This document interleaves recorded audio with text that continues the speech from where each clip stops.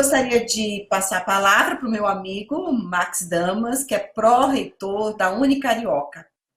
Eu tenho assim também muita admiração por Max, por todo o trabalho que a gente faz junto.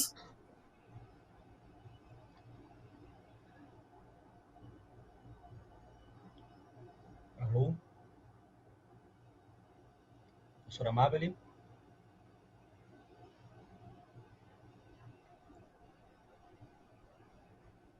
Tá ótimo. Vamos iniciar? Então, agradecer à professora Amabile por gerenciar e coordenar essa mesa.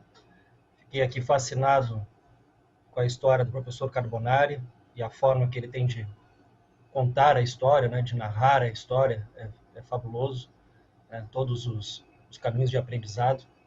É o que faz diferença em qualquer projeto empreendedor. A história também da Cogna, e aí trazida em parte na pós-graduação pelo Murilo, meu amigo das redes sociais, e pelo Paulo de Tarso também. E vou agora seguir por um viés também de demonstração do empreendedorismo. E empreendedorismo, claro que dentro de uma instituição de ensino particular, que tem as suas metas, seus resultados a serem alcançados. Na verdade, elas não funcionam uma sem a outra.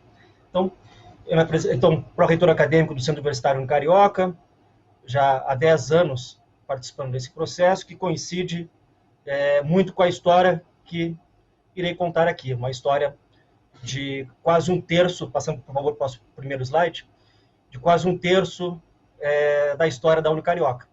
A Unicarioca fez agora em março 31 anos de aniversário, dia 1º de março. Ela iniciou em 1º de março de 90, junto com o Plano Collor. Então já iniciou sem dinheiro no caixa, já tendo que correr atrás. Então ali já mostra uma ação altamente empreendedora do nosso mantenedor, o professor Celso Nisquier. Então, 31 anos de existência, começou com uma faculdade focada em tecnologia e processamento de dados.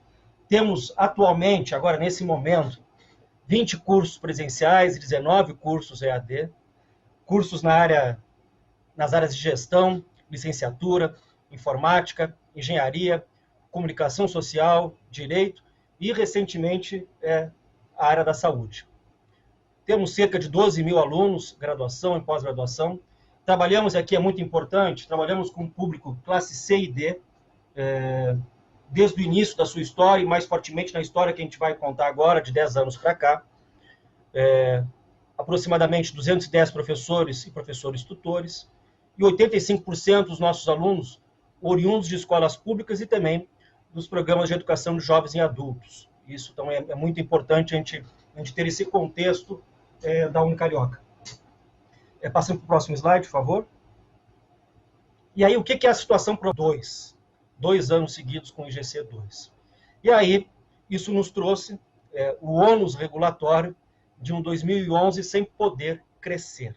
Então, tivemos esse marco fundador, né, que é um trauma, né, ele deixa uma ferida, mas para alcançarmos o sucesso e a felicidade, seja na nossa instituição de ensino, seja na nossa vida, é importante que nós tenhamos a habilidade de reconhecer as nossas cicatrizes, né, e a partir dessas cicatrizes nós nos reinventarmos e nós empreendermos no sentido de colocarmos uma ação para ser feita a partir de decisões muito bem tomadas, de uma análise muito bem feita e, principalmente, trazendo as pessoas em conjunto, né? O aspecto da liderança é muito importante.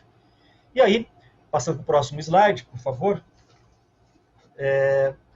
surge a partir desse desafio, na verdade, ele é um problema, né?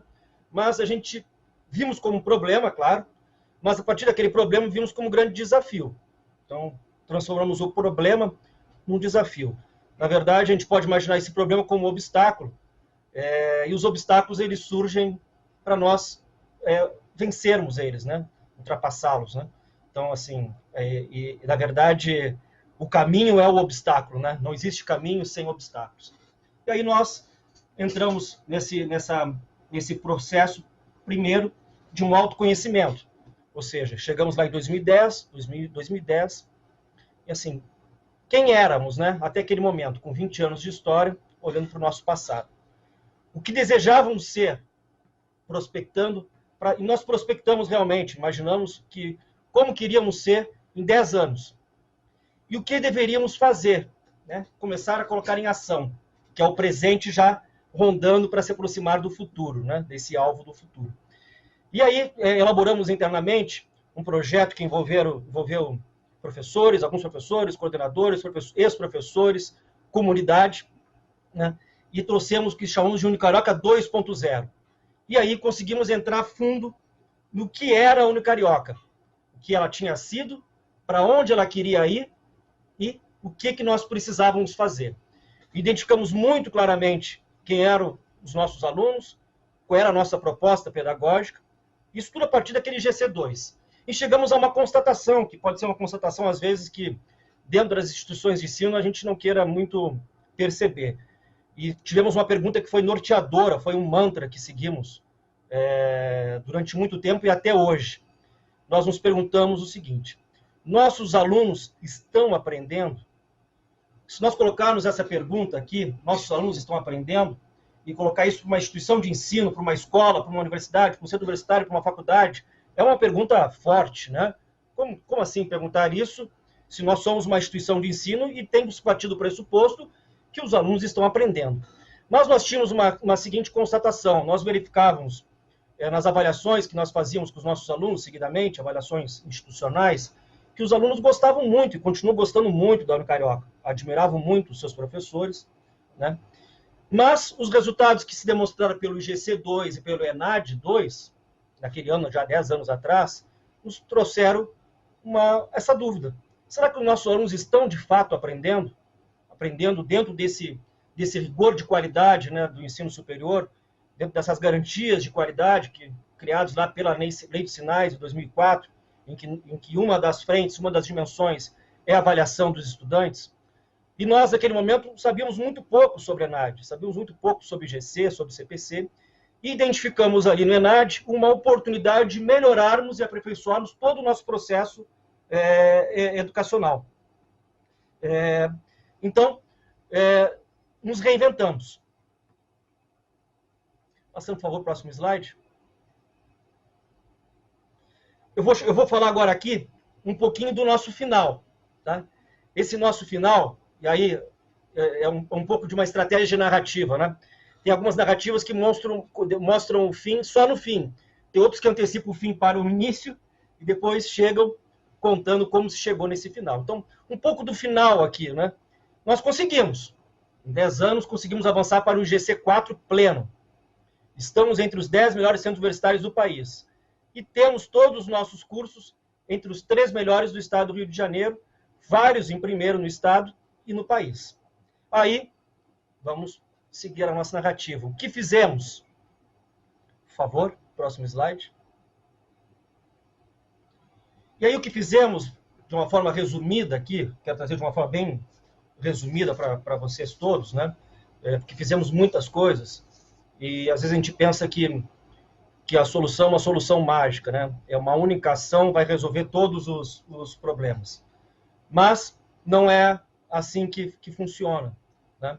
Nós não percebemos que ia ser assim que funciona. Na verdade, nós implementamos uma série de várias ações, inúmeras ações que parecem pequenas, mas quando colocamos elas no médio e no longo prazo, elas geraram os resultados que nós mostramos um pouquinho no slide anterior. Depois a gente vai reafirmar lá no final, né? Dividimos isso tudo em 3 pilares do nosso sucesso. 3 pilares muito importantes.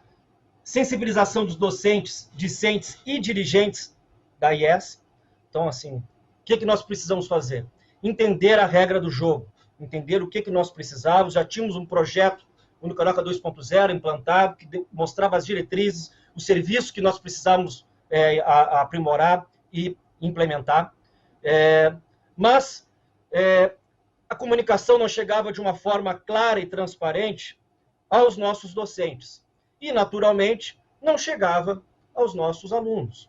Então, assim, uma das primeiras coisas que eu aprendi e que aceitei, que passei a não aceitar de ninguém, é dizer que a culpa de um mau desempenho é dos nossos alunos. Então, há 10 anos, dentro da Unicarioca, sempre que alguém vem a culpa é do aluno, a culpa é dos alunos, a gente não aceita esse tipo de colocação. Né? Nós temos como algo muito forte dentro da nossa cultura de não aceitar isso. Independente de serenidade, de qualquer situação, não aceitamos que a culpa seja do aluno. Isso é muito forte. Isso partiu desde dos nossos dirigentes, do mantenedor, da reitoria, passando pelas pró-reitorias, chegando os diretores de unidade, coordenadores de curso, docentes e aí, naturalmente, aos discentes. E aí nós começamos a entender como funcionava essa regra do jogo, reforçamos a nossa cultura, implementamos muitas questões do nosso projeto no Carioca 2.0, isso lá em 2011. Né? E aí, como segundo pilar, uma revisão e aprimoramento dos fluxos, processos e procedimentos da gestão acadêmica. Revisamos todas as matrizes curriculares, todos os projetos pedagógicos, enxugamos ao máximo que nós poderíamos enxugar os planos de ensino, vimos que tinha muita gordura, vimos que nós precisávamos mudar também a postura dos docentes, a postura da sala de aula, isso já lá há 10 anos atrás. Vimos que precisávamos fazer mudanças que eram mudanças muito paradigmáticas. Né? Então, os professores precisaram entender, e antes dos professores entenderem e compreenderem, as coordenações e os dirigentes precisaram compreender que o que nós estávamos fazendo nos levou até aquele momento. Mas se nós quiséssemos galgar um futuro de mais 10 anos, nós precisávamos o quê? Melhorar muito do que nós estávamos fazendo. Muito para nós internamente, muito para a comunidade acadêmica como um todo. E aí, criamos uma série de indicadores, painéis de indicadores, apontando o nosso desempenho de ensino, nosso desempenho de aprendizagem, como os nossos alunos estavam saindo e se desempenhando em disciplinas específicas de alguns cursos, em algumas áreas de conhecimentos específicos, criamos metas, colocamos prêmios, vi aqui o professor Carbonari colocando, definimos também metas baseadas em prêmios, metas muito focadas, existiam as metas comerciais, mas metas também de melhoria do processo de ensino-aprendizagem. E nós não abrimos mão disso. Começamos a implementar já desde 2010 as metodologias ativas, 2011, 2012, 2013, identificando que o espaço de sala de aula era o melhor espaço para o ensino-aprendizagem. Mas esse espaço não se faz apenas em volta das 4 paredes. O espaço também se faz pelo apoio virtual, do ambiente virtual de aprendizagem. Se faz nos espaços onde ocorrem as práticas. Então, nós começamos cada vez mais a implementar as metodologias ativas, trazendo as tecnologias. Mas entendemos muito claramente, isso é muito forte para nós, que a melhor metodologia ativa que existe não é nenhuma tecnologia ou nenhum procedimento. A melhor tecnologia, a metodologia ativa que existe é o professor. É o professor altamente capacitado, motivador e inspirador. Não existe outra metodologia ativa melhor do que um professor inspirador.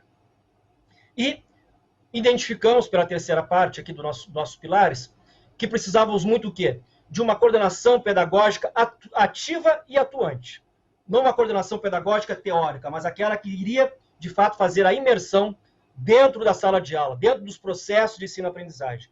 Por quê? Porque nós identificamos que grande parte dos professores não tem a formação para lidar com o processo de ensino-aprendizagem.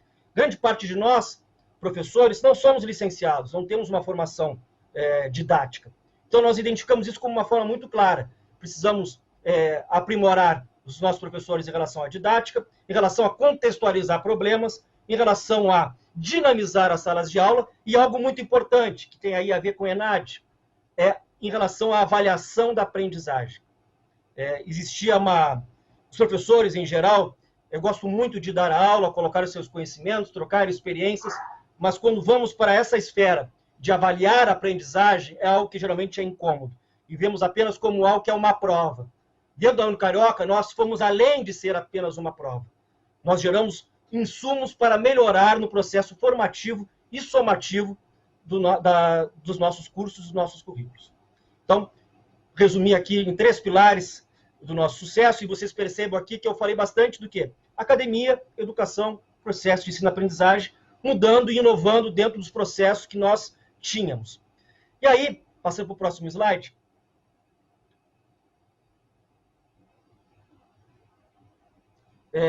enfrentamos, e eu vou colocar aqui uma série de crenças internas que precisamos quebrar ao longo dessa caminhada, e até hoje algumas delas são importantes para nós. Crenças geralmente são um conjunto de pensamentos que se traduzem em atitudes e comportamentos que a gente repete. Repete insistentemente, sem colocar pela ótica da crítica, né? De uma crítica racional. Então, nós colocamos, e boa parte das crenças que nós quebramos aqui, elas estão em situações que parecem ser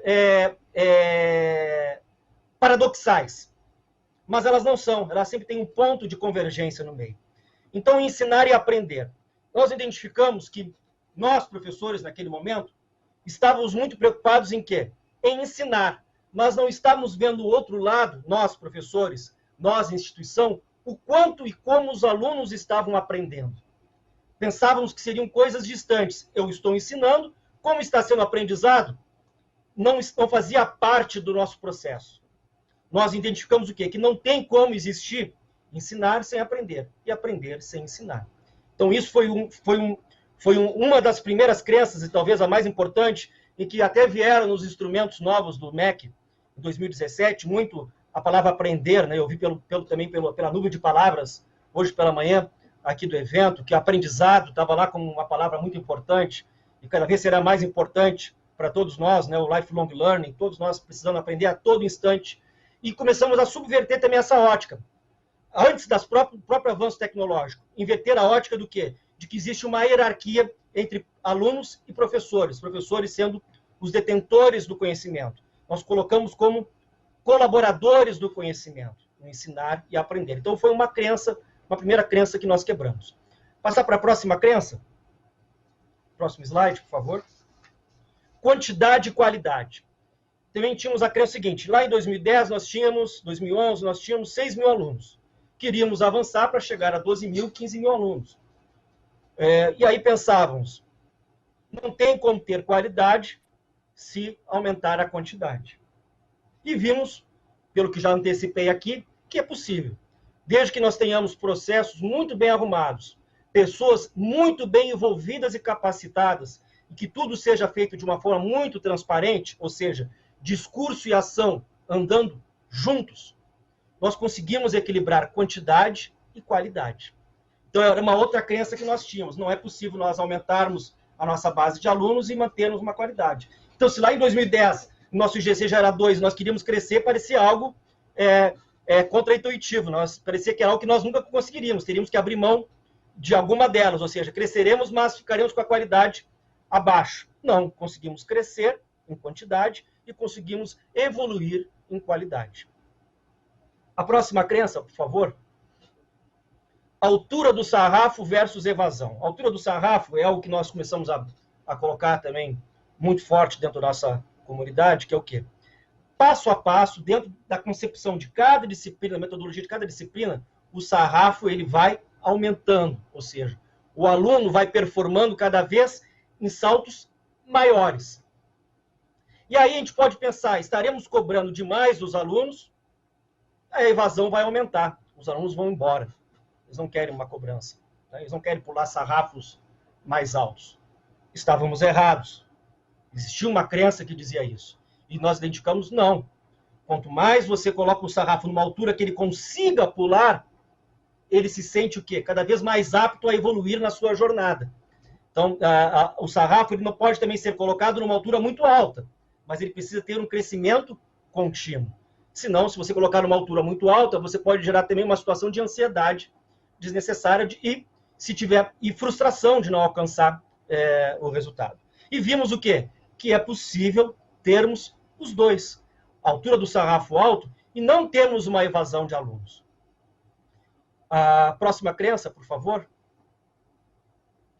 E, como eu coloquei no início, 85% dos nossos alunos são oriundos da escola pública e de programas de educação de jovens e adultos.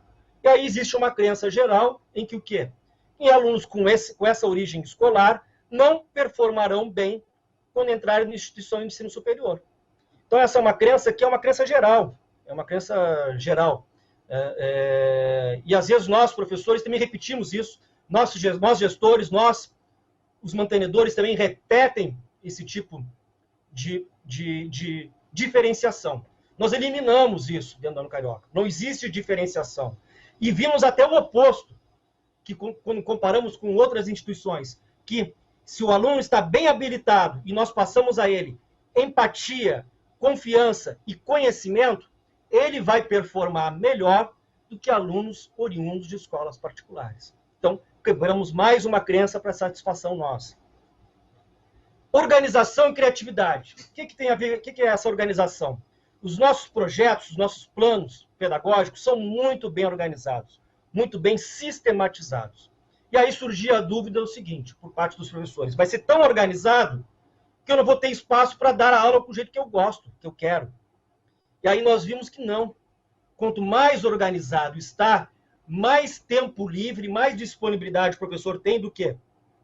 De se desempenhar na sua criatividade, na sua genialidade, na sua característica única, que vai inspirar e motivar os estudantes. Então, quanto mais organizado, planejamento didático, pedagógico, mais a criatividade vai aparecer dentro da sala de aula.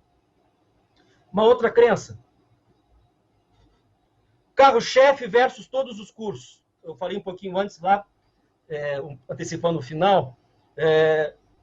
Algumas instituições de ensino pensam o seguinte: olha, para se desempenhar e ser identificada como selo de qualidade, vamos ter 1 ou 2 cursos carro-chefes e os outros cursos vão entrar dentro de um equilíbrio, né? Um equilíbrio, mas não tão alto quanto esse. Nós pensávamos que poderia ser isso, ter 1 ou 2 carro-chefes e os outros cursos tratados de uma outra forma. Mas começamos a ver ao longo do caminho que a sistematização, a organização, a transparência com os nossos professores e alunos, a amarração, a justificativa do que nós estávamos propondo com o nosso projeto pedagógico, fez com que todos os cursos performassem num nível alto. Então temos, como a gente vai ver mais à frente, todos os nossos cursos com conceito 4 ou 5. Não temos um carro-chefe em si, nenhuma área em si que performe mais do que uma outra. Então, uma outra crença que nós quebramos. E, por último, uma última crença que nós quebramos, e aí fomos ousados aqui também, foi sobre presencial e EAD. Isso, eu estou falando aqui presencial e EAD, foi quando nós iniciamos nosso curso, nosso primeiro curso de EAD em 2016. Foi nosso curso de marketing EAD. E aí se pensava e se falava muito até 2015, 2016, depois até os resultados começaram a mostrar questões contrárias, que cursos EAD performam pior do que cursos presenciais. Existia uma crença nesse sentido. E aí nós fomos ousados, porque nós tínhamos lá em 2015 já um curso nosso no presencial, que é o curso de marketing presencial, que já tinha um CPC 5 e ENAD 5. Aí pensamos, vamos transpor esse curso, claro que trazendo as questões de tecnologia, preparando professores e tutores de uma outra forma, trazendo estratégias de avaliação e aspectos formativos, somativos distintos, que são meios distintos, mas vamos trazer os nossos mesmos princípios para o EAD. Aplicamos isso no nosso primeiro curso de EAD, que foi o nosso curso de marketing, e comprovamos no primeiro ano que ele fez, em 2018, que os dois performaram no mesmo sentido. Ambos tiveram CPC 5, ENAD 5 e CPC 5, tanto presencial quanto EAD. Então, quebramos mais uma crença. Que, ao trazer essas crenças, essas colocações aqui, eu espero poder contribuir com algumas instituições que estão aqui nos assistindo, que podem ser crenças que existem em algumas dessas instituições. E que eu estou mostrando aqui por ter executado e por ter provado na prática que não são crenças verdadeiras, que é possível ter essas soluções que nós encontramos e empreendemos. Por favor, o próximo slide. Aí eu mostro para compartilhar com vocês uma década de resultados nossos, então de 2009 até 2019. Saindo aí de um IGC 1,92, aí o processo de reflexão durante 2011, e apontamos os nossos caminhos para uma evolução crescente. Chegando, então, ao longo de 10 anos, tendo dobrado a nossa quantidade de alunos e tendo quase que praticamente dobrado o nosso IGC. Nosso IGC hoje é um IGC 4 cheio, né? Um 4 bacana, 3,60, e que caracteriza mais ainda o quê? Nós temos hoje apenas um curso, apesar de ter a ENAD 2, que tem o CPC 4, 14 de nossas 34 unidades de observação, que gera hoje em dia um CPC, nós temos 14 unidades com ENAD 3, 15 com ENAD 4 e 4 com ENAD 5. E CPC, não temos nenhum com CPC 3. 28 dessas 34 unidades com CPC 4 e 6 unidades com CPC 5. Por favor. Próximo slide. Todos os nossos cursos entre os 3 melhores do estado do Rio de Janeiro. 3 cursos entre os 3 melhores do país. Pedagogia em terceiro lugar, com cerca de quase 1.000 cursos que existem atualmente, pedagogia no Brasil. Redes de computadores em primeiro lugar. E o nosso Market EAD, que é o primeiro lugar entre todos os EAD do país. Então, e o nosso Market presencial também está ali colado, tá? Então, são 8 anos seguidos como o melhor centro universitário privado do município do Rio de Janeiro, melhor centro universitário do estado do Rio de Janeiro, e 7º melhor centro universitário do país no momento, de acordo com o IGC 2019, próximo a 330 centros universitários. E os números de centros universitários têm cada vez mais aumentado, né? Nas transformações de organização acadêmica de faculdade para centro universitário. Por favor, o próximo slide. Por fim, né? Foi fácil alcançar esses resultados? Não foi fácil. Não é fácil. Mas tem sido muito prazeroso e desafiador, imensamente desafiador. Quebramos, como podemos colocar aqui, inúmeras crenças internas, muitos anseios que tínhamos e aprendemos muito. Isso é a palavra primordial. Aprendemos muito. Não colocamos aqui, só para colocar, dentro desse processo todo, nós tivemos pouquíssimos sistemas implementados, sistemas informatizados. Tivemos um ambiente virtual de aprendizagem e muita compreensão, o que eu chamo com a coordenadora pedagógica, a professora Alana, da nossa engenharia pedagógica. O professor Carbonari até colocou também o termo engenharia pedagógica num outro sentido, nós usamos num outro sentido, mas tem por essa visão de sistematização, né? Apesar de não precisarmos implantar sistemas informatizados para alcançar esses resultados. Aprendemos a ser ágeis, acolhedores, persistentes, flexíveis e assertivos. Exercitamos diariamente um estado de permanente humildade para aprender. Isso no Zen Budismo, quem estuda ou quem pratica o Zen Budismo, se chama de Shoshin. Shoshin é a disponibilidade de você estar sempre com o espírito aberto a aprender, uma disposição pela humildade de receber novos aprendizados. E um respeito enorme pelos nossos docentes e alunos. Próximo slide. No final, assim, tudo acaba se resumindo a cultivar, e cultivamos isso, e continuaremos cultivando isso, porque os desafios não param, né? Nós temos aí a passagem que precisamos, todas as nossas IES, né? Saímos desse modelo industrial de educação e vimos para o modelo pós-digital, então já passando do digital, indo para o modelo pós-digital, implementarmos o hibridismo, que não sabemos exatamente ainda, por mais que todos digam que nós teremos até uma sessão sobre isso, mas como implementar de fato o que é esse hibridismo, né? Então, teremos desafios gigantescos e ainda o quê? Mantendo a nossa qualidade. No final, tudo acaba se resumindo a cultivar um estado de permanente evolução e aprendizado. Por favor, o próximo. E aí, voltando ao nosso título, né? Se nós temos garra e não temos talento, nós acabamos andando sem direção. Se nós temos talento, mas não temos garra, não saímos do lugar. Nós conseguimos, na nossa história, ao longo dos 31 anos, e especificamente nesses últimos 10 anos, unir esses dois, garra e talento.